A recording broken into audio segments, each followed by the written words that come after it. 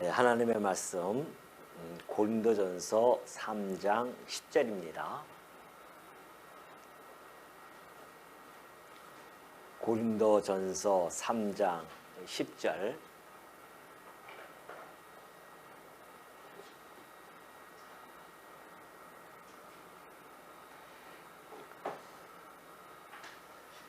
내게 주신 하나님의 은혜를 따라 내가 지혜로운 건축자와 같이 터를 닦아두매 다른 이가 그 위에 세우나 그러나 각각 어떻게 그 위에 세울까를 조심할지니라. 이 닦아둔 것 외에 능히 다른 터를 닦아둘 자가 없으니 이 터는 곧 예수 그리스도라.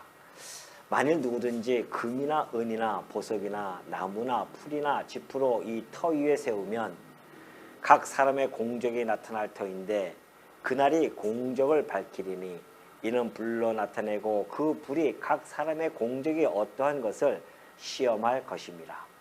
만일 누구든지 그 위에 세운 공적이 그대로 있으면 상을 받고 누구든지 그 공적이 불타면 해를 받으리니 그러나 자신은 구원을 받되 불 가운데서 받은 것 같으리라.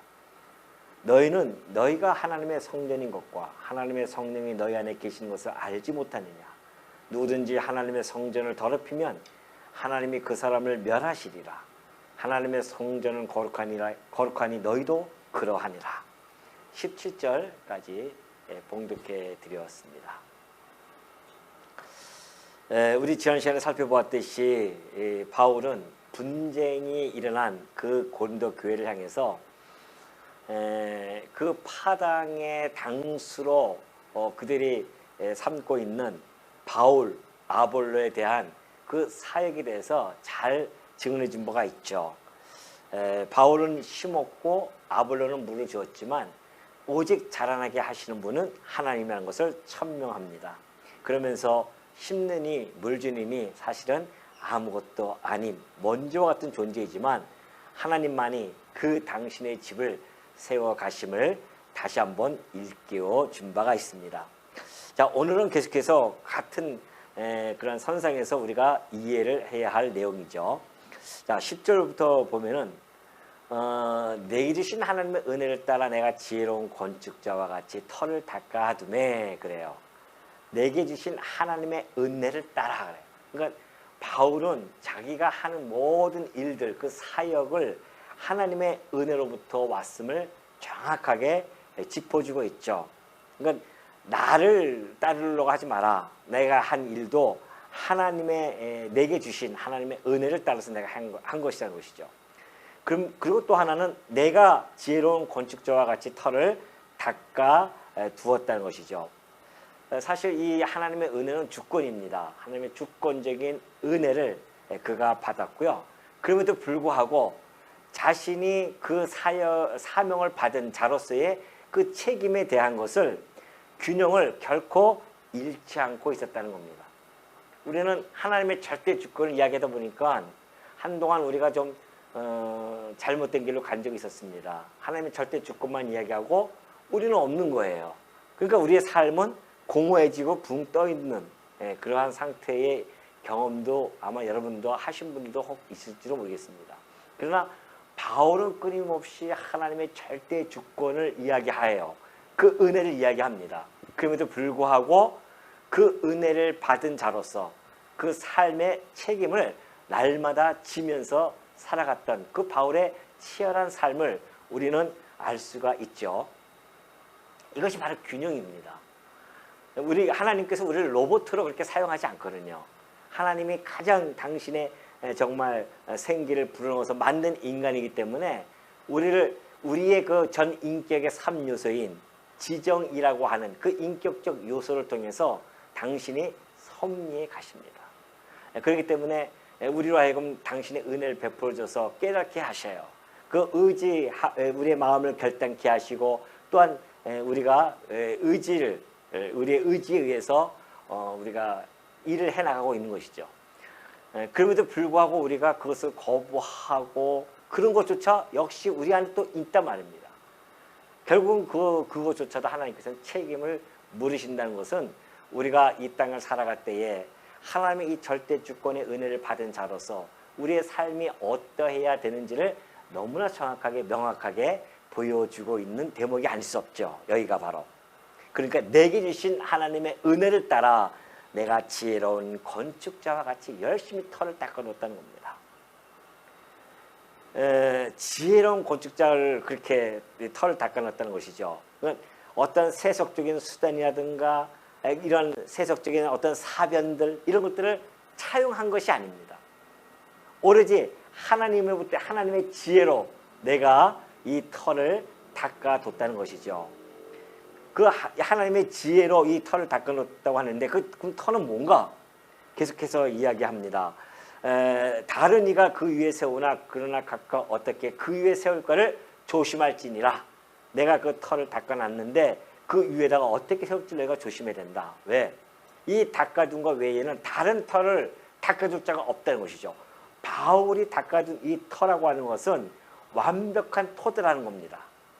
무슨 토대? 하나님의 집을 짓기 위한 완벽한 터, 곧 토대를 다 만들어놨다는 것이죠. 그렇기 때문에 누가 그 위에 혹시 건축을 해나갈 때 잘못된 것은 그 잘못된 자기 건축가의 그 몫이지, 바울이 전했던 이 터를 닦아놓던 그 터는 결코 잘못된 것이 없다는 것을 아주 확신 있게 전합니다. 왜 그러냐 하면 그 11절 후반절에 그 이유가 나와요. 이 터가 바로 곧 예수 그리스도라는 것입니다. 바울이 세운 터는 바로 예수 그리스도예요. 우리가 집을 지을 때에 터가 아주 중요합니다. 터가 중요한데 지금 바울이 이 터, 예수 그리스도의 이 터를 닦아놨어요. 그리고 이 터 위에 집을 짓습니다. 집을 져요. 그것이 바로 교회입니다. 이것은 예수님께서 직접 말씀해 주셨듯이 내가 내 교회를 세울 거야 했기 때문에 바로 이 교회는 예수 그리스도께서 그 터가 되셔서 그 교회를 세워간 겁니다. 그러니까 예수 그리스도가 아닌 것은 이 교회는 존속할 이유도 없고 존속되어지지도 않습니다. 그러나 세상에서는요, 세상에서도 많은 터 위에 집을 짓거든요. 예를 들어서 이런 터가 있습니다. 석가모니라고 하는 분이 있어요. 석가모니라는 분이 이 터 위에 세운 집이 있습니다. 그 집은 뭘까요? 불교죠. 우리 기독교라고 하는 것이 그리스도교라고 하는 뜻이기 때문에 예수님의 교가 되어지는 것이고, 석가모니는 불교를 짓는 겁니다. 그 터 위에다가. 또 그런 거 하면은 옆에 보면은 또 누가 있을까요? 공자가 있죠. 공자의 터 위에 세운 집이 있습니다. 이게 뭘까요? 유교죠. 또 마호메트가 있습니다. 마호메트라고 하는 이 터 위에 세운 집이 있어요. 이것은 이슬람입니다. 이럴 때 이런 터 위에 세운단 말이죠. 그러니까 이 세상에는 막 그 터 위에 세운 집들이 많이 있는데 굉장히 비유예요. 바울이 지금 비유를 했기 때문에 저도 이렇게 하는 거지만, 이 터라고 하는 것이 어느 터에 세우냐에 따라서 그 모양이 달라지고 내용도 달라질 수밖에 없습니다. 근데 세상에서는 이런 터 위에 다 이런 집들을 지은 겁니다. 그러니까 바울이 염려하는 것이 그것이었습니다. 이것은 이제 세상의 지혜 아닙니까? 세상의 지혜로 지은 집들이에요. 세상의 지혜로 하는 것은 자기가 가지고 있는 어떠한 경험이라든가 어떠한 사색 이런 거죠. 세속적인 수단을 가지고 지은 집들이고, 여기는 철저하게 진리로 지은 집이란 말입니다. 예수께서 오셔서 내가 곧 길이요 진리요 생명을 했기 때문에 진리시요. 그 때문에 이 터는 반석 위에 세운 터입니다. 그래서 이것을 우리는 반석이라고 하죠. 반석 위에 세운 집이었습니다. 교회는 그런 곳입니다. 교회 터가 예수 그리스도이고 진리이기 때문에 반석 위에 세운 집이에요. 여기는 어떤 이 인간의 경험과 사색에 의해서 지은 집이기 때문에 이것은 바로 모래 위에 지은 집입니다. 그러니까 이 모래 위에 지은 집은 언젠가는 어떻게 합니까? 다 무너질 집들이에요. 없어지고 쇠하고 무너질 집들입니다. 이 집들은 무너져요. 근데 이 집은 어떻게 해요? 결단코 뭐 하지 않는다? 흔들리지 않습니다. 요동치 않아요.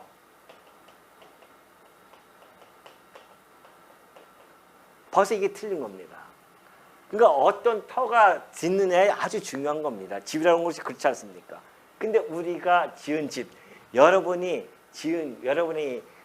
속해 있는 그 터는 바로 이 반석이시며 진리이시며 예수 그리스도, 그분 터 위에 교회가 세워졌습니다. 그러니까 이거는 우리는 영원한 집이에요. 그래서 흔들리지 아니할 영원한 집. 우리 히브리서에서 살펴봤듯이 절대 흔들리지 아니하는 그런 집을 우리에게 하나님께서 예수 그리스도를 통해서 지으신 거죠. 지금 바울이 그걸 이 집의 터를 닦는데 요긴하게 사용되어진 일꾼일 뿐입니다. 예수님이 직접 하시는 게 아니잖아요. 당신의 사역자들을 통해서 일을 해 가신다는 것이죠. 그러니까 바울은 그걸 너무나 잘 알고 있었기 때문에 그 본질을 꿰뚫고 있었던 바울은 오로지 예수 그리스도 외에는, 그 터 외에는 세워진 곳이 없습니다. 그래서 지금 경고하는 겁니다. 예수 그리스도 위에 집을 짓는 이 교회는 다른 이가 그 위에, 터 위에 세워지면 안 된다는 겁니다. 있을 수도 없고. 그런데 너희들이 어찌하여 여기다가 슬그머니 바울, 베드로, 아볼로를 세우느냐 이거죠. 지금 하는 얘기가 그게입니다. 지난주가 계속 좀 이어지는 거죠. 계속 초반부터. 분쟁에 대해 우리가 지금 이걸 따로따로 떼어서 하니까 이렇게 얘기하지만은 한번 쭉 읽어 나가면은 문맥상 다 그런 통하는 겁니다. 이 고린도 교회에 나타나는 이 분쟁에 대한 것을 아주 철저하게 깨우쳐주고 있는 내용이 아닐 수 없죠. 내가 너희들이 고린도 지역에 가서 이 터 위에 고린도 교회를 세웠는데 왜 여기다가 다른 걸 자꾸만 세우려고 하느냐, 그 이야기입니다. 지금 다른 이가 그 위에 세우나, 터를 닦아둠에 다른 이가 그 위에 세우나, 그나 각각 어떻게 그 위에 세울까를 조심하라는 겁니다. 조심해야 돼요. 교회에는 그리스도 외에 다른 걸 자꾸만 세울까 우리는 늘 조심해야 됩니다. 왜? 자칫하면은 이쪽에 사람들처럼 여기다 슬그머니 자기 이름을 두려고 합니다. 그래서 빠져나가는 것들이 뭡니까? 이단들 아닙니까? 교주들이 그래서 나타나는 거 아니겠어요? 예수 그리스도 위에, 맨 처음에 예수 그리스도 이야기하면서 그러다가 요 위에다 슬그머니 자기를 갖다가 터 위에 딱 올려놨어요. 그리고 세우는 거 아닙니까? 이단들이 다. 바울은 이미 그걸 염두에 두고 나는 지혜로운 건축자는 예수 그리스도를 부여잡고 터 위에 예수 그리스도의 진리로 세우는 자가 지혜로운 건축자이고, 그리고 미련한 건축자들은 바로 이런 것도 아니겠어요? 비가 오고 창수가 나면 어떻게 돼요? 다 쓸려간다 이거죠. 그래서 이 터라고 하는 것이 그만큼 중요한 겁니다. 우리 시편에 보면요, 시편 11편 3절을 보면, 죄송합니다. 이거는 이유가 있었네요. 더웠네요. 갑갑하고. 자, 물론 여기서 시편 11편 그 3절에 있는 이 말씀 터는 지금 이런 말씀의 터는 사실 아닙니다. 그러나 그 내용 면에서 우리가 충분히 차용해서 사용할 수가 있다는 것이죠. 왜? 이 내용은 다윗이 이제 대적자들에게 쫓겨날 때 그럴 때에 이제 그 친구들이 빨리 당신 저 산에 피하십시오. 그런 이야기하면서 이 터가 무너지면 의인이 무엇을 할 수 있겠습니까? 이 터라고 하는 것은 국가의 어떤 기강이라고 할 수 있는 율법이라든가 어떤 질서 이런 것들이거든요. 그것이 지금 다 무너졌습니다. 그러니까 당신이 지금 무엇을 할 수 있겠습니까? 그러니까 빨리 피하십시오. 이제 그런 차원에서 이걸 사용했지만은, 그러나 이 말씀 자체로 보면은 충분히 우리가 이 말씀을 통해서 이 내용을 연결시켜서 사용할 수 있는 말씀이죠. 맞습니다. 터가 무너져요. 이것이 무너지면 의인은 무엇을 할 수 있겠냐 말이죠. 예수 그리스도가 이 터가 무너지면 이거 아무것도 아니에요. 교회는 세워질 수가 없습니다. 오로지 예수 그리스도 안에서만 세워지는 것이 교회이기 때문에 그렇죠. 그러니 오늘날 모든 교회들이 이렇게 혼합주의적인 사상을 가지고 교회를 세우고자 애쓰는 자들이 참 많이 있습니다. 그것들이 바로 종교다원주의 이런 것도 아니겠어요? 여기 다 똑같아. 우리 다 똑같은 거예요. 이러면서 거기다가 교회를 세우려고 한다고 하면 그 교회는 무너지는 교회이고 흔들릴 수밖에 없는 그런 교회임을 잘 알 수가 있습니다. 이것이 바로 이제 바울이 그런 모든 것들을 염려해서 그들에게 조심하라고 그렇게 경고를 해주고 있는 내용이죠. 그러면서 이제 12절 가면 그래요.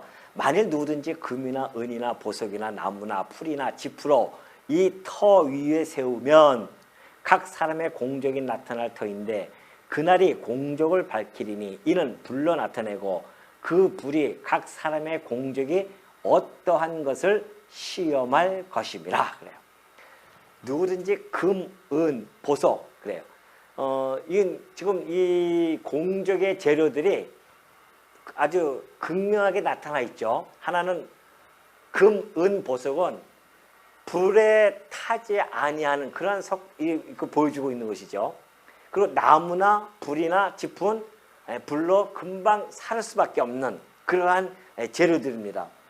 그러니까 지금 바울이 이것을 비유로 드는 것은 쉽게 우리가 간파할 수 있습니다. 뭐에 대해서요? 금, 은, 이 보석이라고 하는 것은 이것은 바로 참 진리이신 예수 그리스도 안에 있는 그 진리를 가지고 세워나간다고 하는 것이 틀림없지 않습니까? 예수 그리스도의 이름으로 세워나가는 것들. 그 예수 그리스도의 가지고 있는 어떤 진리 또는 그리스도의 사랑, 그리스도의 겸손한 마음들 이런 것들로 교회가 세워져 가고 있거든요. 진리 위에다가 사랑의 띠로 묶어져야지만 교회가 세워진단 말이죠. 진리 위에다가 그 성도와 성도 간에 서로 교만한 마음이 아니라 겸손한 마음으로 묶어져야 서로 아까 우리 권사님이 기도해 주셨듯이 서로 남을 낫게 여기고 받아주고 용납해주고 그럴 때 이 교회가 견고하게 세워질 수가 있는 겁니다. 그것이 안 되면은 여기다가 여러분 세워보십시오. 시기라는 재료와 질투와 미움과 서로 그러한 걸 가지고서는 만약에 이 집을 짓는다고 한다면은 이 터는 단단한데 이것이 다시 허물어져야 된단 말입니다.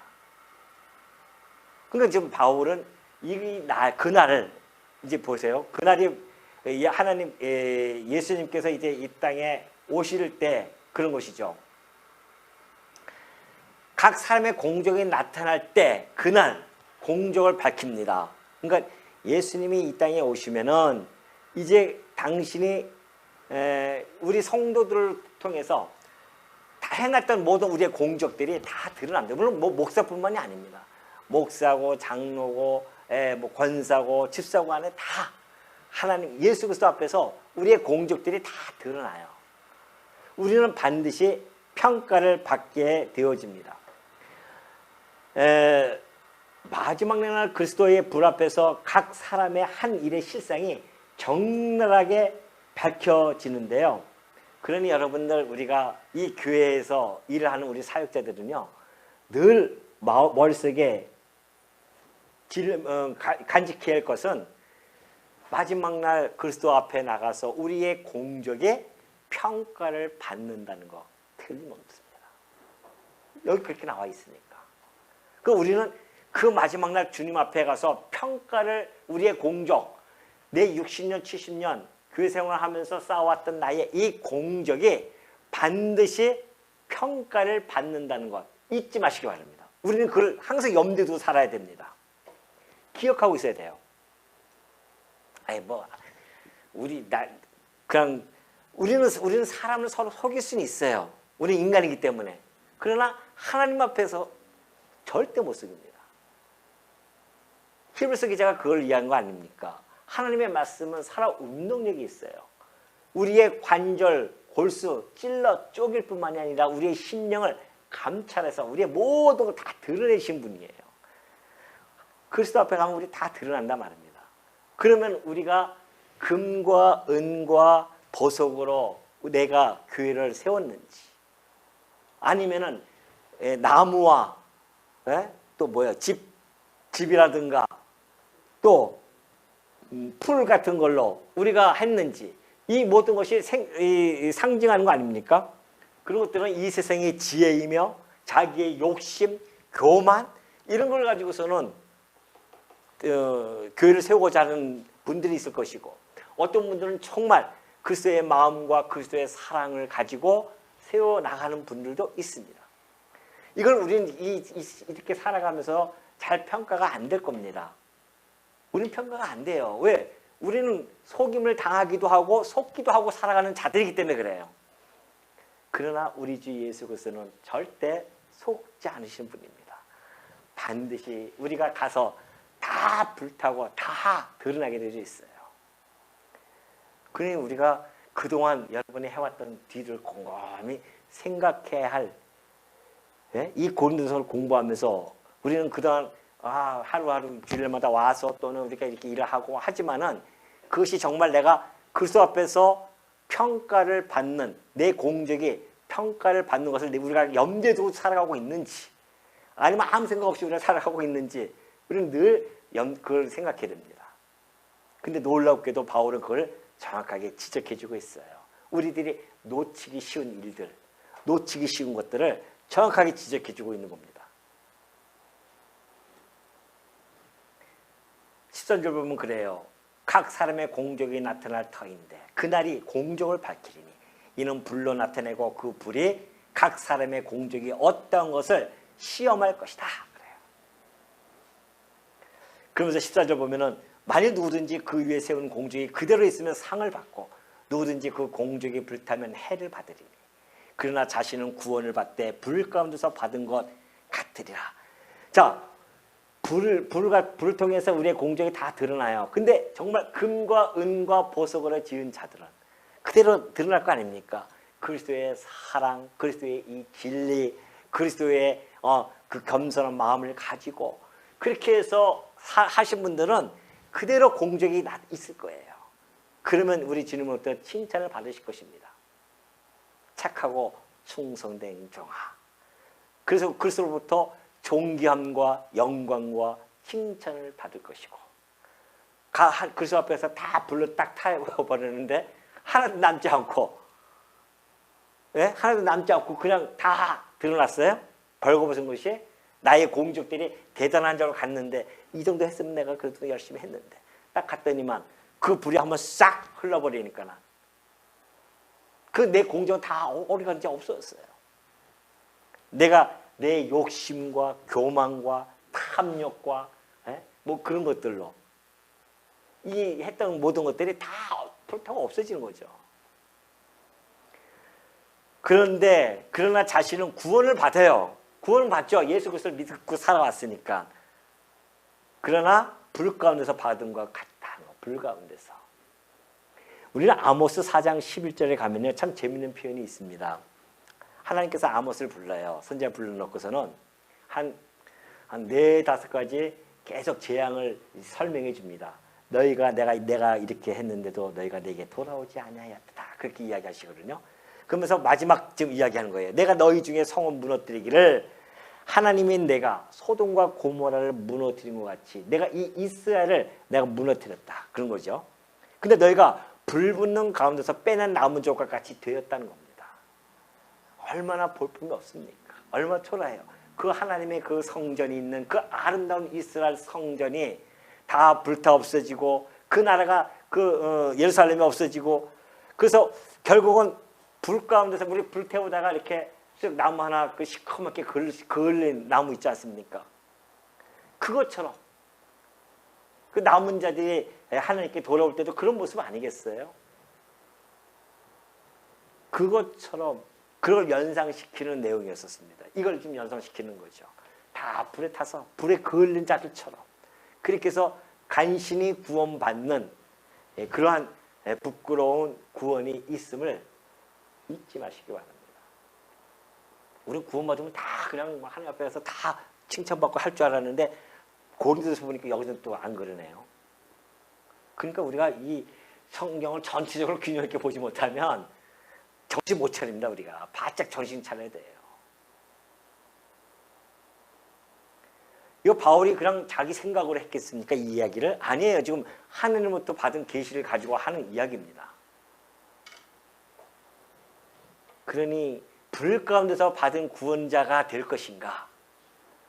아니면 정말 그 불 위에서도 태워지지 아니하는 그 공적이 그대로 있어서 하나님께 상을 받을 것인가? 이것은 우리가 앞으로 곰곰이 정말 깊이 생각하면서 해야 할 우리의 몫이 아닐 수 없습니다. 오늘 이런 시간들이 너무 귀한 거죠, 우리에게는. 이런 거 없이 모르고선 그냥 슬쩍 지나갔을 거 아니에요. 다 읽었지만 다 잊어버리고 지나간단 말입니다. 오늘 이 저녁 시간에 피곤한 몸 입고 오셨지만 그래도 이 한 말씀이 우리 심령에 깊이 박힐 수 있는 말씀 아니겠어요? 맞아. 나를 다시 뒤돌아볼 수 있는 이제 2023년, 2022년을 마무리하고 2023년을 바라보는 이 시점에 이 말씀은 우리들에게 참으로 깊이 와 닿는 말씀이 아닐 수 없죠. 내가 앞으로 공적으로 어떻게 쌓을 것인가? 금이나 은이나 보석일까? 나무나 풀이나 짚일까? 이걸 우리가 고민하면서 우리의 신앙을 점검하면서 살아가지 아니할 수가 없죠. 여러분 여기 들으신 여러분들이야 오죽하겠습니까? 저를 비롯해서 다 그렇습니다. 그러니 이 말씀이 우리에게 너무나 유익한 말씀이 아닐 수 없습니다. 우리를 다시 붙들어주고는 그런 말씀이 아닐 수 없다는 것이죠.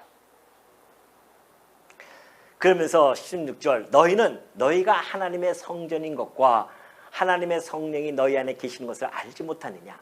누구든지 하나님의 성전을 더럽히면 하나님이 그 사람을 멸하시리라. 하나님의 성전은 거룩하니 너희도 그러하니라. 그럼 이것도 마찬가지입니다. 하나님의 성전에 우리가 지금 하나님의 성전 이 교회는 하나님이 계시는 곳입니다. 예수 그리스도께서 그 터 위에 세워지는 이 교회는 하나님의 집이라고 했습니다. 하나님의 집은 하나님이 거하실 곳이에요. 그래서 우리를 성전이라고 합니다. 그 성전은 우리 개인적으로는 성령이 함께하고 계시기 때문에 성전일 뿐만이 아니라 우리 몸이 스스로가 우리 성령께서 우리와 함께 계시기 때문에 성전일 뿐만이 아니라 우리 이 교회도 하나님의 성전으로서 우리를 하나님의 거하실 성전으로서 지어져 가고 있는 중입니다. 지금. 그런데 이 성령이 거하시고 하나님이 거하시는 이 성전으로서 이 교회를 세운다는 것을 우리가 망각해 버린다고 한다면 그래서 이 인간의 어떤 그 생각과 인간 어떤 지도자를 중심으로 해가지고서는 그렇게 파당을 형성하고 그런다고 한다면은 어떻게 되겠느냐 말이죠. 너희가 하나님 앞에 가서 어떻게 너희가 그걸 감당할 수 있겠느냐. 그걸 지금 계속해서 경고해주고 있습니다. 그만큼 이 바울은 교회의 이 파당에 대해서 아주 심각하게 본 겁니다. 왜? 사단이 제일 좋아하는 것이니까. 교회 파당지어서 이거 그리스도의 몸을 찢어버리는 것. 이것을 가장 좋아하기 때문에 너무나 심각하기 때문에 지금 바울은 아주 강한 어조로 그들에게 지금 경고의 경고를 계속해주고 있죠. 그러니까 여러분들 우리가 성전이고 성령이 우리 안에 계신다. 세상 사람들이 어떻게 하냐 말이죠. 이런 이야기를 어떻게 받아들일 수 있겠어요? 이건 정말 신령한 개념이란 말입니다. 이건 뭐 형이상학적 그런 얘기가 아니에요. 그런 뭐 형이상학이냐 형이하학이냐 이런 차원이 아닙니다. 이건 신령한 개념이에요. 이건 신령한 개념. 근데 이 신령한 개념을 여러분과 제가 알아듣고 그죠? 마음속에 고개를 끄덕일 수 있다? 이것처럼 행복한 게 어디냐 말이죠. 맞아. 내가 하나님 내 안에 계시고 그리고 나는 하나님이 거하실 성전일지언데 하나님이 거룩하시니 나도 거룩한데 이러면서 우리가 이것을 받아들이고 그러니 이 성전 하나님이 거하실 이 아름다운 성전을 우리가 만약에 여기를 더럽힌다? 이걸 갖다가 멸하려고 한다? 하나님 가만히 두시겠어요? 하나님의 대적자가 되어지는 건데 그만큼 두려운 일입니다. 교회를 허무는 거 두려운 일이에요. 그러니까 우리가 이 교회 내에서 파당을 짓고 뭐 그냥 서로가 그런 것들은 우리 이 고린도 하나님께서 이미 다 아시기 때문에 고린도서를 이미 다 기록해 놓고 그러한 교회를 향해서 이 말씀을 통하여 뒤돌아보고 깨닫고 돌아와서 하나님의 성전으로 아름답게 지어져 가게 하려는 하나님의 그 생명의 말씀이 우리들에게 주어졌다는 것 얼마나 행복한지 모릅니다. 그래서 오늘도 바울도 역시 마찬가지로 너희가 하나님의 성전이다. 하나님의 성령이 너희 안에 계시지 않겠느냐. 그러니 하나님의 성전을 더럽힌다? 하나님께서는 그 사람을 반드시 멸하실 것이다. 하나님의 성전은 거룩한 너희로 그러하라는 겁니다. 지난번에 말씀드렸듯이 마지막 종말에 가서만 멸하시는 것이 아니에요. 우리의 삶 속에서 우리의 살아가는 삶 속에서도 하나님의 교회를 그렇게 더럽힌 자들에게서는 하나님이 반드시 책임을 물으신다니까요. 그게 우리가 두려운 겁니다. 그래서 우리가 경외하는 마음을 가지고 교회라고 하는 것이 어떠한 것인지 어떤 곳인지 우리가 가슴속에 깊이 깨달아야 되고 내가 그 처해 있는 이 신령한 개념을 하나님께서 나로 하여금 복된 자로서 불러주셔서 깨닫게 해주셨으니 그것을 놓쳐버린다? 그래서 내 마음대로 한다? 천만의 말씀입니다. 하나님을 두려워하지 아니하는 자들은 반드시 하나님의 심판을 받을 수밖에 없다는 것. 그걸 우리가 충분히 인지하고 있다고 한다면 우리가 오늘 이제 2023년 마지막 수요일이죠. 이 마지막 수요일날 이 고린도서를 통하여서 우리를 점검해보고 혹 우리가 하나님의 이 거룩한 성전을 더럽힌 자로 우리가 1년 동안 혹시 살아오지 않았는지를 뒤돌아보고 되짚어보고 그렇다고 한다면 2023년도에는 정말 하나님의 이 아름다운 이 성전을 지어져 가는 데 있어서 나무나 짚이나 풀이 아니라 금과 은과 이 보석과 같은 이런 재료를 가지고 우리 말씀도 성교회를 아름답게 세워가야겠다고 하는 그러한 마음가짐이 다시 한번 다져지는 오늘 이 밤이 되었으면 하는 바람으로 말씀을 기도하겠습니다.